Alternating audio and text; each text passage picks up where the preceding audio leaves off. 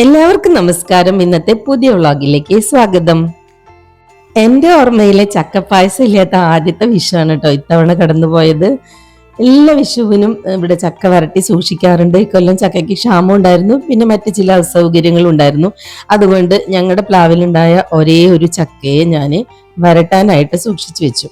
അപ്പോൾ ചുള പറിച്ചിട്ട് തലേന്ന് തന്നെ ഫ്രിഡ്ജിൽ വെച്ചിട്ടുണ്ടായിരുന്നു. ബാക്കിയൊരു പീസ് ഉണ്ടായിരുന്നു, അതും കൂടി ഇതോടൊപ്പം ചേർക്കുകയാണ്. ചക്കച്ചോള കുരുവൊക്കെ കളഞ്ഞ് അരിഞ്ഞു വെച്ചിട്ടുണ്ട് കേട്ടോ, ചെറുതായി അരിഞ്ഞു വെച്ചിട്ടുണ്ട്. ഞാനിവിടെ വേവിക്കാതെ തന്നെയാണ് അത് മിക്സിയിൽ അരച്ചെടുക്കുക. അപ്പൊ ഇത്തവണ ഒട്ടും വെള്ളം ചേർക്കാതെ അരച്ചെടുക്കാനുള്ള ഒരു സൂത്രം പിടികിട്ടി.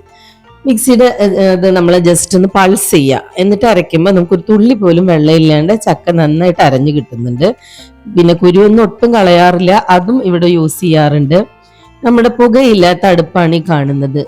ഇവിടെ പുകഞ്ഞിട്ട് നിൽക്കാൻ പറ്റാത്ത അവസ്ഥയായിരുന്നു. ഫാക്ടറിയിൽ നിന്നൊക്കെ പുക പോകുന്ന പോലെയായിരുന്നു. കുറച്ച് നാൾ യൂസ് ചെയ്തില്ലെങ്കിൽ ഈ അടുപ്പ് എല്ലായിടത്തും ഇങ്ങനെയൊക്കെ തന്നെ ആയിരിക്കുന്നു വിചാരിക്കുന്നു.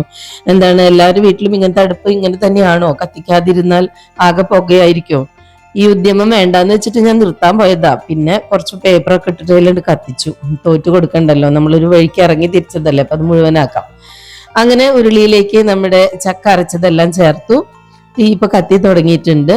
പിന്നെ ഒരു കയ്യിൽ വീഡിയോ പിടിച്ചെടുക്കണോണ്ട് എൻ്റെ ഇളക്കലൊന്നും അത്ര പെർഫെക്റ്റ് ആയിട്ട് കാണാൻ പറ്റില്ല.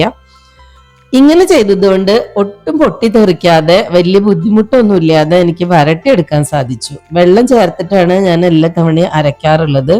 അപ്പൊ ഇത്തവണ വെള്ളം ചേർക്കാതെ തന്നെ എനിക്കത് അരയ്ക്കാൻ പറ്റി. ശരിക്കും ഇതാവുന്ന സമയത്ത് ഞാൻ ജസ്റ്റ് ഒന്ന് പൾസ് ചെയ്ത് കൊടുക്കും, എന്നിട്ട് അരയ്ക്കുമ്പോൾ വീണ്ടും ശരിയാവും. ഇനി ഇതിലേക്ക് ശർക്കര ഇട്ട് കൊടുക്കുന്നുണ്ട്. ഓർഗാനിക് ശർക്കരയാണ്, ഇതിൽ മണ്ണും കല്ലൊന്നും ഇല്ല എന്ന് പറഞ്ഞിട്ടാണ് വാങ്ങിച്ചത്. അതുകൊണ്ട് ശർക്കര ഉരുക്കേണ്ടി വന്നില്ല. ഇനി ഇതിലേക്ക് നെയ്യും കൂടിയാണ് ചേർക്കാനുള്ളത്. ഒന്നുകൂടി നന്നായിട്ട് വരണ്ടു വരുന്ന സമയത്ത് നെയ്യും ചേർത്ത് കൊടുക്കുകയാണ്.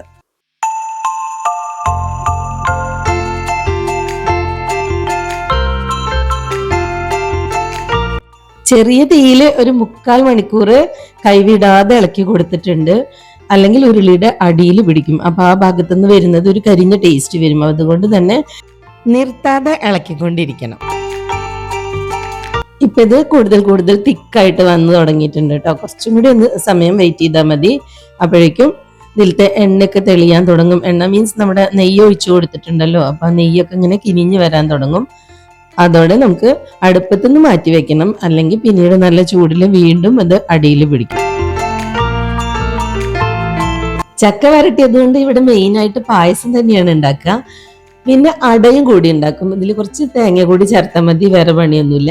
അങ്ങനെ നമുക്ക് അടയും ഉണ്ടാക്കാം. ഇപ്പൊ ഇതാ എല്ലാം റെഡി ആയിട്ട് വന്നിട്ടുണ്ട്. ഇതിന് നല്ലോണം ചൂടാറിയതിന് ശേഷം നമുക്ക് പാത്രത്തിലാക്കിയിട്ട് ഫ്രിഡ്ജിൽ സൂക്ഷിക്കാം.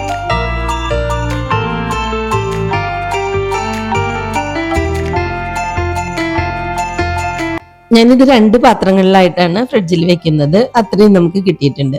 ഇനി ഇതിന് മേലെ കുറച്ച് പഞ്ചസാര വെതറാറുണ്ട്. ഇങ്ങനെയാണ് ഇവിടെ സൂക്ഷിച്ച് വെക്കാറുള്ളത്. പിന്നെ എയർ ടൈറ്റ് ആക്കാൻ വേണ്ടിയിട്ട് ക്ലിംഗ് ഫിലിമും കൂടി അതിന് മേലെ ഒന്ന് ചുറ്റി കൊടുക്കും. എന്നിട്ട് ഫ്രിഡ്ജിൽ വെക്കും. 6 മാസം വരെയൊക്കെ കേടാവാതെ ഇവിടെ സൂക്ഷിച്ച് വെക്കാറുണ്ട് കേട്ടോ. അതിൽ കൂടുതൽ വെക്കാറില്ല. അപ്പോഴേക്കും ഇത് തീർത്തിട്ടുണ്ടായിരിക്കും.